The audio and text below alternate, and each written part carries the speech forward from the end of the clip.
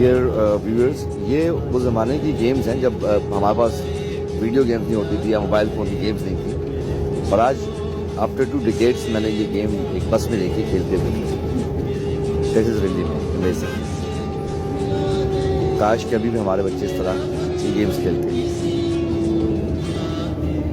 एक धागे को दूसरे धागे में डाल के काटना है, अब तो सिर्फ वीडियो गेम्स है, लेकिन ये गेम थी वो गेम जो लोगों को आपस में करीब करती थी, मोहब्बतें बढ़ाती थी।